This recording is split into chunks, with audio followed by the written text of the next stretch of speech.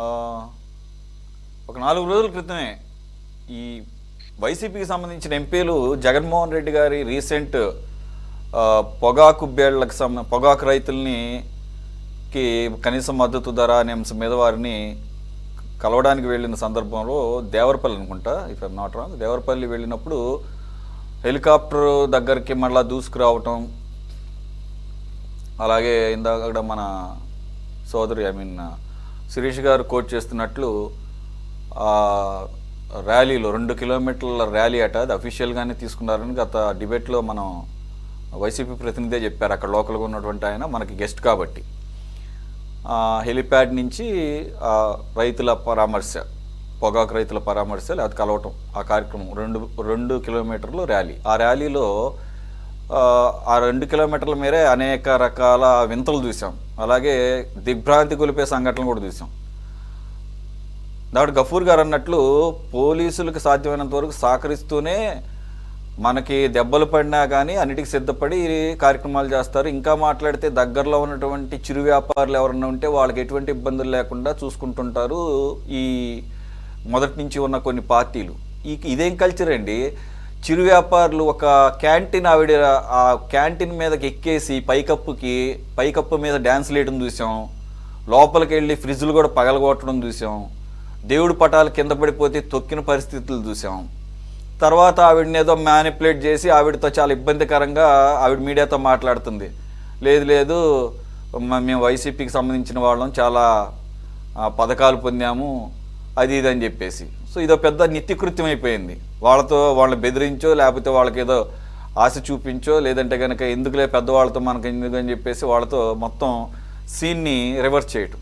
ఇవన్నీ ఎందుకు చెప్పాల్సి వస్తుందంటే, ఇవన్నీ చేసి ఏదో అంటారు చూసారా, మొగసాలకి కింద ఏదో సంథింగ్ అట్లాగూ అక్కడ వెళ్ళి ఢిల్లీలో జగన్మోహన్ రెడ్డి గారికి భద్రత కరువైంది, దీని గురించి కేంద్ర ప్రభుత్వం ఆలోచించాలని చెప్పేసి రిప్రజెంటేషన్. సార్ మరి ఇప్పుడు ఈ పోలీసులందరూ రాష్ట్ర హోంశాఖ కింద వస్తారు.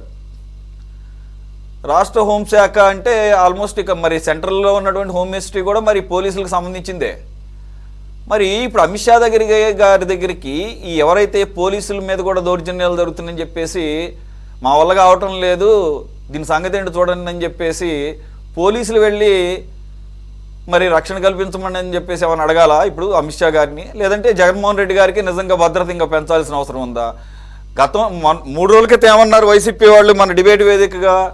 పోలీసులు కావాలని తగ్గించేశారు, పోలీసులు పెట్టడం లేదు, అక్కడ కావాలని ఉపసంహరించుకున్నారు, కావాలని ఏదో ఒకటి జరగాలన్నటువంటి పరిస్థితులు కల్పిస్తున్నారు అని చెప్పేసి మాట్లాడుతున్నారు. మరి ఇక్కడ పోలీసుల్ని డిప్లాయ్ చేస్తేనేమో ఇప్పుడు నిన్న జరిగిన పూతలపట్టు డిఎస్సి నిరసనలో ఈ రకంగా మీదపడి దౌర్జన్యాలు చేయటం. సార్ గతంలో ఎప్పుడన్నా ఇటువంటివి జరిగినాయా? జరిగితే దీనికి ఎటువంటి చర్యలు తీసుకోవాలి, ఏ స్థాయిలో తీసుకోవాలి, అసలు దీనికి అసలు ఒక పరిష్కారం ఉందా సార్? శ్రీరామ్ గారు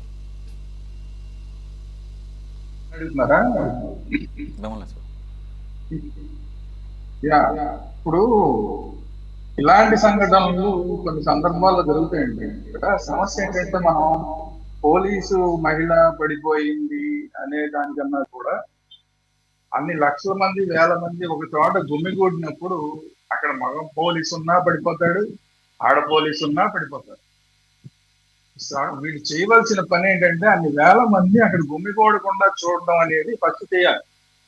అది చేయకుండా పోలీసులు పడిపోయారు, లేదంటే మహిళలు పడిపోయారు, అయ్యో ఎంత ఘోరం జరిగిపోయింది మహిళలకి అని అంట అనేది అది ఒక యాంగిల్. ఆ యాంగిల్లో ఒకవేళ మహిళలు పడిపోయారు అనే యాంగిల్లో అయితే అసలు ఇక్కడ మన రాష్ట్రంలో ఉన్నది మహిళా హోమ్ మినిస్టర్ గారు.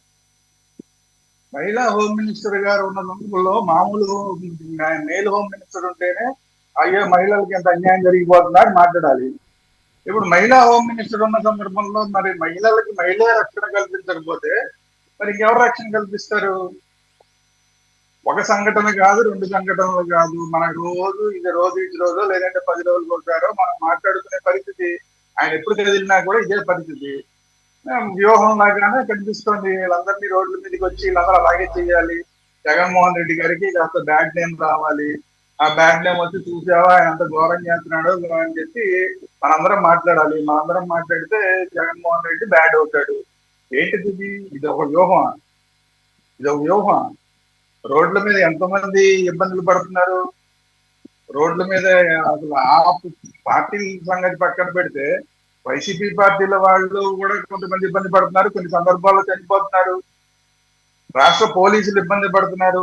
రాష్ట్ర పోలీసులు అంటే ఎవరు? మన కోసం, మన రక్షణ కోసం మనం నియమించుకున్న వాళ్ళని మనమే అట్లా కొన్ని వేల